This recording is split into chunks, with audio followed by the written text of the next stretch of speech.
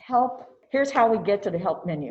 Notice how over on getting started over here, notice over here, you've got your getting. So you get your getting started here, your help center, contact us, community, my cases, research wiki, which is going to be super cool, and helper sources. So there we go. Next slide we're going to is the getting started. Very top one on that little drop down menu. And I don't know if you noticed, but that prior slide, the help menu slide, that's actually what happens when you go straight in, you've got yourself logged on, and in that upper sort of right-hand corner is that little help drop-down menu. So then it takes us to this menu, and you've got your getting started with family history. This is where you're probably wondering, gosh, why didn't you do this one first?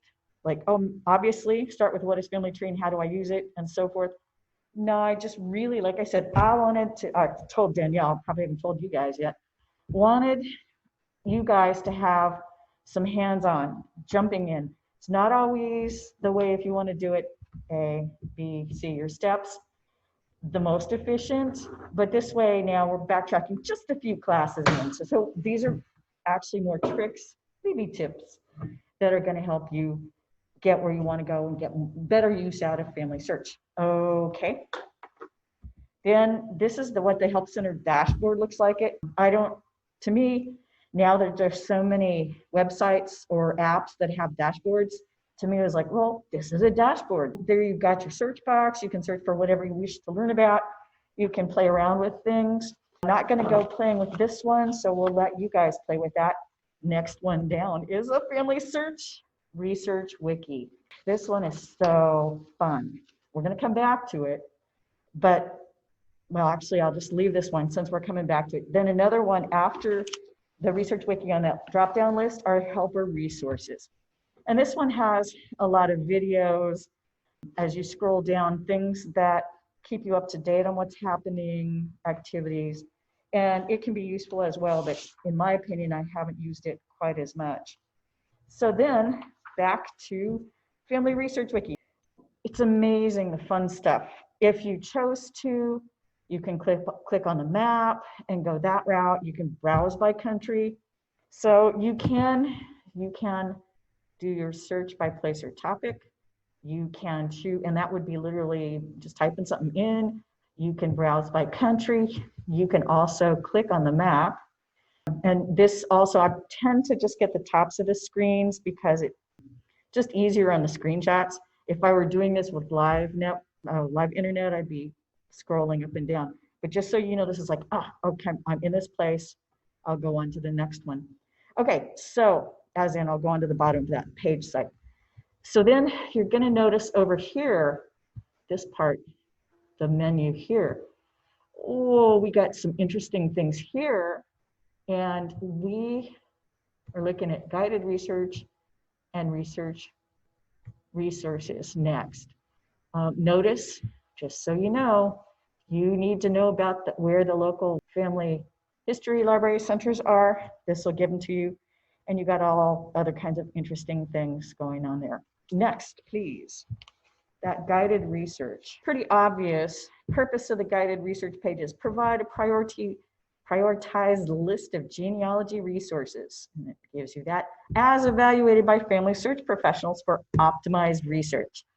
And I believe that I read somewhere on this page that they have been looking, and is it this one that says 60%?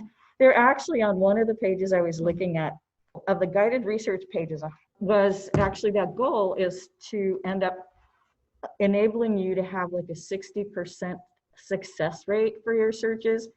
And that's pretty cool because I'll tell you, and you may already know, having played with searching in FamilySearch, that it can get really frustrating and you can find nothing and you're like, this is no good.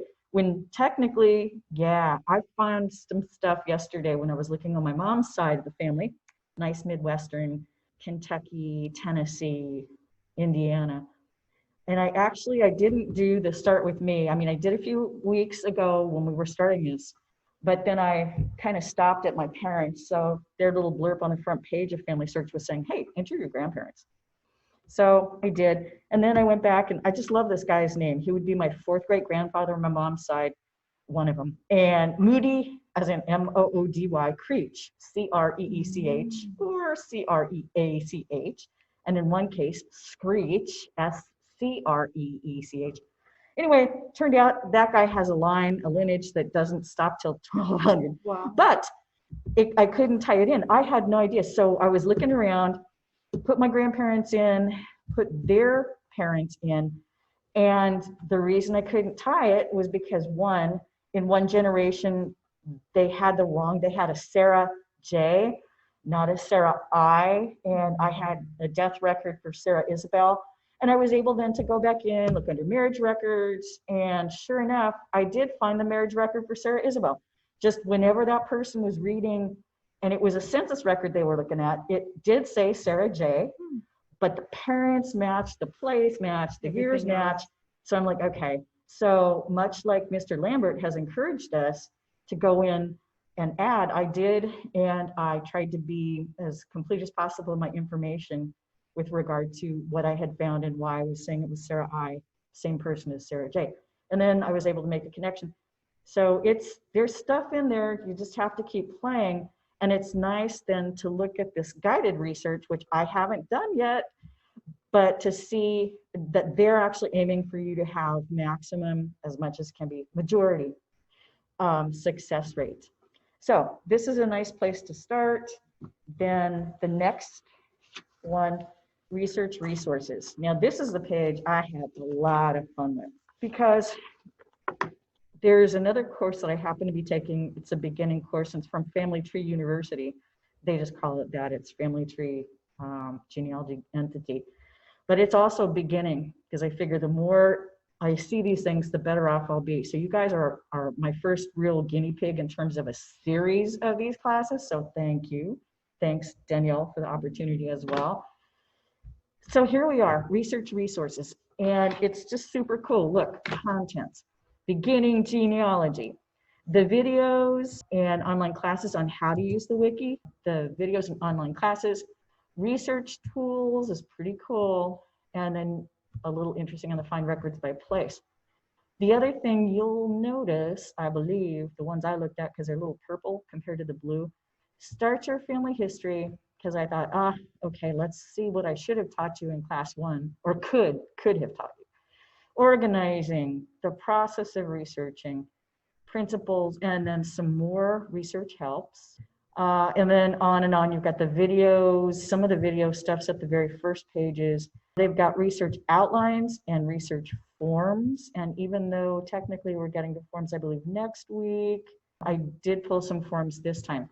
The other thing that's important, it's important to remember to look here to this particular portion, because you can find broader categories here and kind of go back and forth. I find sometimes this is a little confusing. I was trying to make sure I had some kind of order, like from a little more basic into a little more less basic. And what I was finding is you can find one clump of beginning genealogy here. You can go to another page, which we'll show you, and you'll see another link to some beginning genealogy, and they're not always exactly the duplicate site. So it's worth it if you just want to kill some time and learn more. Check them out. So I'm finding out. Okay, let's check it out. This is our research resources. And then our research overview. And this one, cool. And if I'm not mistaken, at the very top of this page is a little cycle, and then a circle with the 4. So it's an image at the top of this page if you're on the FamilySearch site. Gives you the 4 basic processes you need to be looking at. So here, I like this. There you go. You've got your 4-step, the 5 steps to help you with your research. And then this is just a little bit more of an explanation. Note here, we've got use appropriate forms, research process, which we were just we weren't talking about that. We're going to talk about it in a moment. So that was, yeah, and you can tell, again, purple. So I don't know, to me, again, just to repeat myself.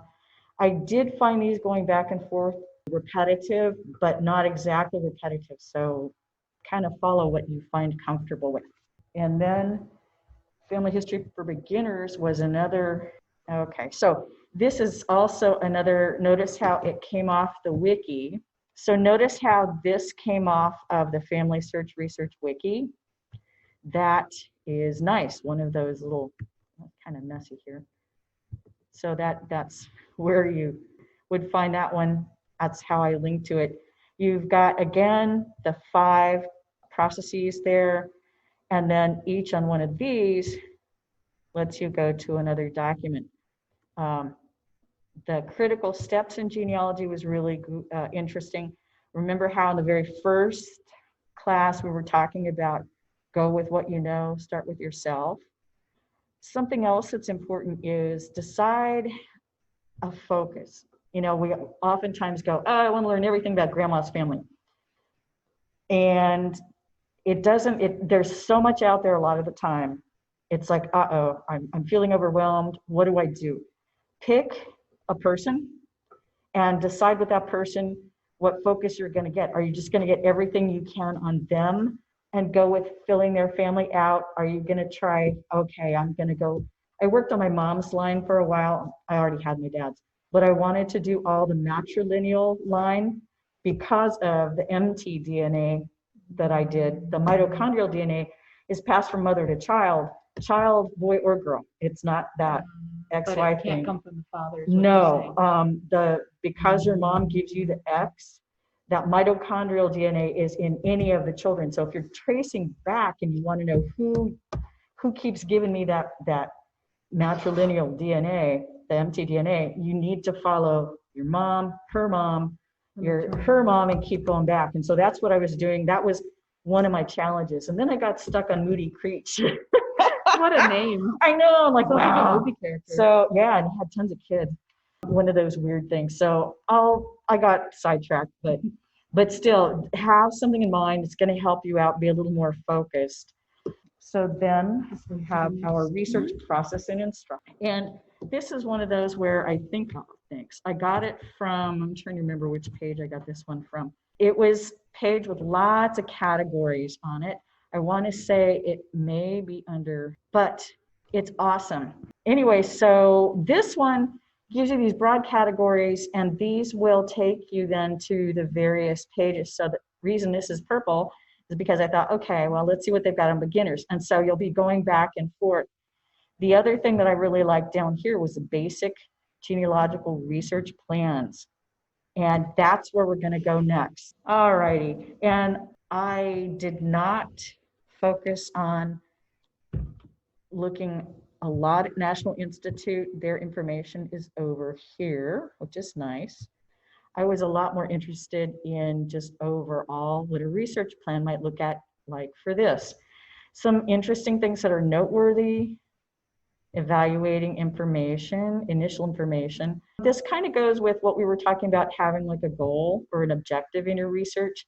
This will help you focus a bit more. We're getting like more scholarly here with our searches. Then we have using appropriate forms. And this is going back, we saw form had the forms, but then this is sweet. This talks about the forms and it tells you what they've got lower on the website here. They've got the family group record, they've got pedigree charts, research logs, and some other goodies that I haven't used as much, which probably might not be a bad idea, like research assessment.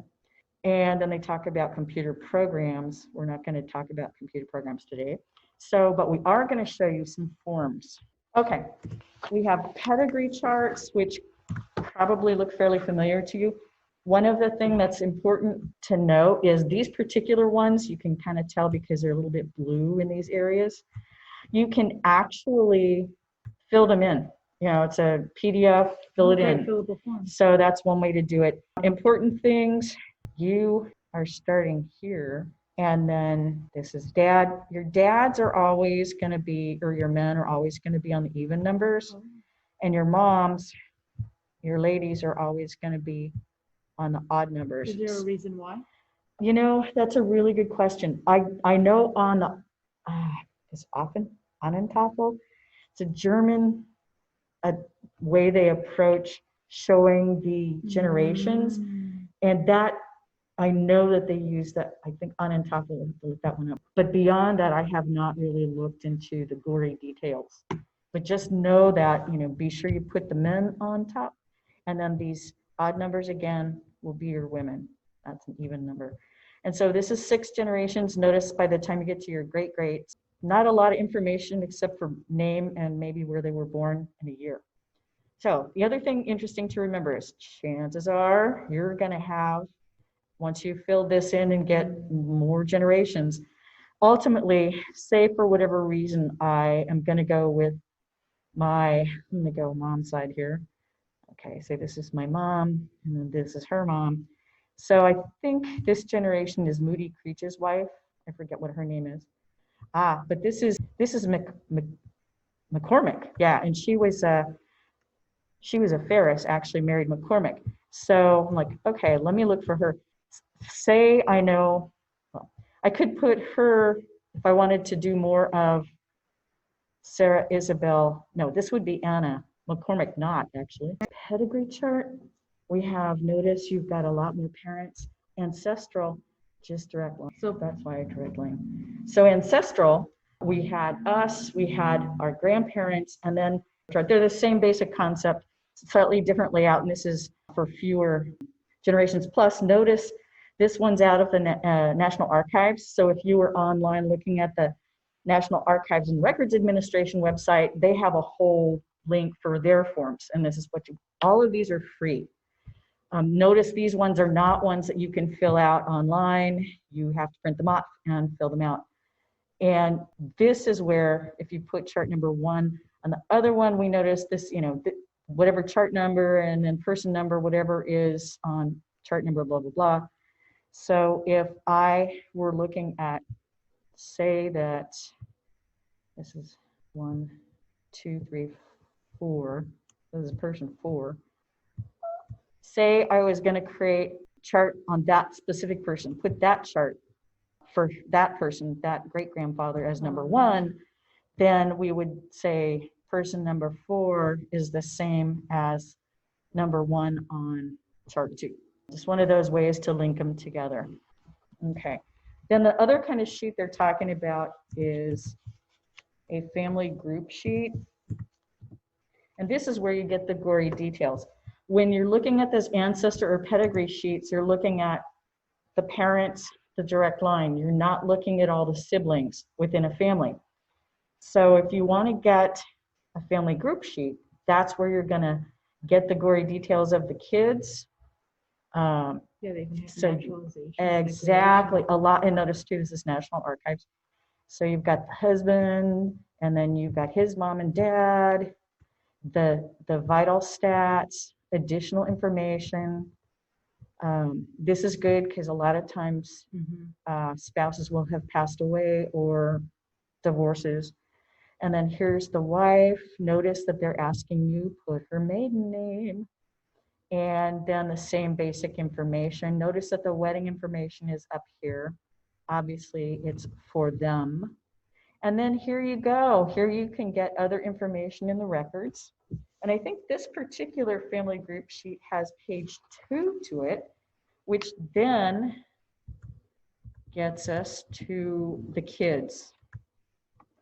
And so here we are, you've got, and this would be note direct ancestor. So if I was gonna go with my grandpère and my grandmère, Romeo and Juliet, they had 2 sons, one was Arthur and one was Augustin. And Arthur, well, excuse me, his kids, yeah, backtrack there. So Romeo had a brother, Jacques Auguste, I think. Anyway, Jacques was known as Uncle Jack. I never did get to meet him. He was gone before I was born. We'd put whatever Jacques there, and then we'd have Romeo Andre, and therefore you could, and then this one is the one I'd get to put my little asterisk in because that's my line. Oops, except it's Romeo. Oh well, sorry guys. And then we have our date and our place, and then the names of the spouses, and then where this person, so in Romeo Andre's case, he would pass away in Denver, Colorado in 1975. So this is how you get your family together. Now, going back to what I was saying about objectives for your research, when I was looking at the matrilineal line, I didn't care about all the kids. I just wanted the line, and I really was looking for along the female line, which is unusual. Usually you kind of go by the guy's line, since at least in North American naming convention, the wives use the husband's name and kind of drop their maiden name, whereas at least in Mexico, you've got both names, which can come to be confusing, but it's really cool that they're there. Helps you get more of the grandparents. So you've got your objective. You wouldn't normally use the family group sheet, but say I wanted to go back, and Moody Creech's family is pretty good size. Say I wanted to figure out how to, a conflict of a record between Sarah I and Sarah J. Creech, and I was like, wait a second, I have a death certificate for Sarah I, Sarah Isabel, and then this person is putting Sarah J in FamilySearch, and all they've got is a link to the census. So I did look at it, and it sure looks like Sarah J, but I'm like, but it's her dad, it's her mom. We'll kind of get into this in just a few moments. So that was important. So normally I wouldn't have done this except if I decided to go into Moody's family to get a little more information. Okay, additional online resources. Now, one of the things that we were starting to do last week, and then we didn't just because I got wild and crazy, which we can do. I kept the slides, but there are a lot of other resources, and you can see the electronic research aids, directories of websites, original records, books, libraries, all this good stuff that one can find. And then I'm going to scroll down. So obviously they're going to put FamilySearch, yay. And then RootsWeb is pretty good. I don't know that we said that. And so on and so forth. Notice the research aids. What do? They have the FamilySearch Wiki. Tell ya, it's an amazing, amazing place. By the way, the BYU guides and tutorials, yesterday, those people that I have the email for were sent some links to some of the documents. One was for the Spanish records extraction, and another one was on the paleography, Spanish paleography, like 18th and 17th centuries. And that's actually where those guides came from. Even though we got to them via FamilySearch under, I think, research guides, they actually are part of the BYU guides and tutorials. That's pretty cool. So see, there's all this stuff out there that can help you. All right, so then we can do a quick challenge for this week, which is the next slide. And this is going to feed into what I was talking about Sarah J and Sarah Isabel. So here's the scoop. I had my two documents. I didn't even have to find them because one I had found many moons ago, which was the death certificate of Sarah Isabel. And then the Sarah J document was already on FamilySearch. Somebody had already put Sarah's record in there. And they put her parents, and they had Sarah J, and the record was a census, 1870, I believe. And I'm looking at it because I was thinking before I actually looked at the census, I'm thinking, this thing. And what was tricky was on that page in the census, her father was Moody, and then there was a brother of Moody, and they each in their family had a Sarah. The Sarah, and at first I focused on the bottom one, and I was like, this doesn't really quite make sense. And then I realized the name I was looking for wasn't right in terms of the father's name, because I was just looking at the last name real fast. And I'm like, oh, wait a second. And then the one on top was the brother, was Moody, and it was Sarah Creech, Sarah J. And I'm like, okay. Went through, mom is her mom, brothers and sisters, her brother and sister, the age is right, she was 8 then, born in 1862-ish, 1863. The death certificate had 1863, I believe, and the census, the person that was making the record off the census was saying 1863. That's cool. You can refine those because sometimes they'll just give you the birth date, or they'll give you years and then they'll not give you a date. Anyway, so I was like, So those were the things that were contradicting. So that's how I got my information that was conflicting. And what I did do, I did go ahead, again, I think I mentioned with Mr. Lambert saying, hey, you can just put information in. So I did. So that's what your challenge is for this week.